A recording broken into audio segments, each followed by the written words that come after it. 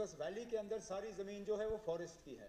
अब बंगस वैली के बाहर थोड़ा सा दूर हट के बिल्कुल मुमकिन है कि वहाँ मलकियती ज़मीन होगी, लेकिन वो बंगस वैली से दूर है। अब फ़िलहाल जैसे आपने बात की टूरिस्ट फैसिलिटीज़ की, अब अगर मैं बाथरूम बंगस वैली से 5 किलोमीटर दूर बनाऊँ तो मैं क्या उम्मीद करूँ कि बाथरूम इस्तेमाल करने के लिए टूरिस्ट 5 किलोमीटर जाके इस्तेमाल करके वापस आ जाएँ।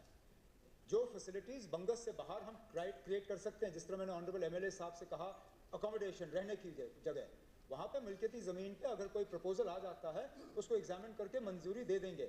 लेकिन बंगस वैली के अंदर जो हमें टूरिस्ट के लिए रेस्ट स्टॉप, रेन शेल्टर, ये छोटे से रेस्टोरेंट, कियोस्क और बाथरूम फैसिलिटीज़ बनानी होंगी, उनके लिए फॉरेस्ट क्लियरेंस की जैसे ही हमें इजाज़त मिल जाती है हम वो सामान बना देंगे। लोगों की मिल्कियत है, जब तक आप फॉरेस्ट क्लियरेंस वहाँ से करवाएंगे जहाँ से आपको करवानी होगी सर, तो क्यों न जो आसपास की ज़मीनें हैं, जो मिल्कियती ज़मीन हैं, उन ज़मीनों को एक्वायर करके जो आपका पैसा है जो वो पैसा आप वहाँ पे इन्वेस्ट करें। क्योंकि जितने भी लोग, चाहे लोकल्स, आउटसाइडर्स या रियासत से बाहर के लोग जितने भी वहाँ जाते हैं, न उनके पास कहीं बैठने की जगह है, न कहीं वॉशरूम है, न रात को रहने की कोई जगह है। ज़मीनें हैं वहाँ पे मिल्कियती ज़मीनें, उन ज़मीनों को आप एक्वायर करके ये पैसा इन्वेस्ट करके उन टूरिस्ट के लिए वहाँ इंतज़ाम अगर आप करना चाहेंगे तो आप कर सकते हैं। मैं इस बारे में जानना चाहूँ।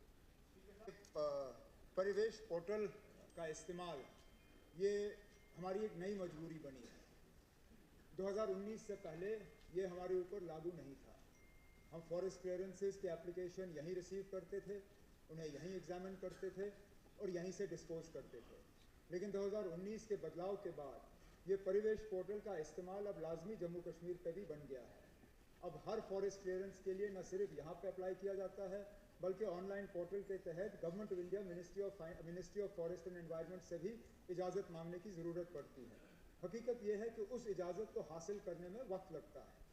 अगर के केस को मतलब नज़दीकी से उसको फॉलो किया जाए तो मुमकिन है कि कभी कभार साल से कम में इजाज़त दी जा सकती है, लेकिन अगर नज़दीकी से उसको फॉलो नहीं किया जाए तो हर केस में 2 साल से कम नहीं लगता।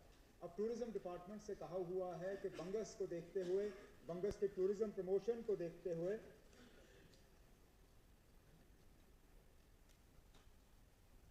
इन जो फॉरेस्ट क्लियरेंसेस के लिए बंगस के लिए परिवेश पोर्टल पे जो एप्लीकेशंस की गई हैं उनको नज़दीकी से फॉलो किया जाएगा, ताकि वक्त के अंदर अंदर उनकी इजाज़त हमें मिले और ये पैसा जो है सही तरीके से इस्तेमाल हो।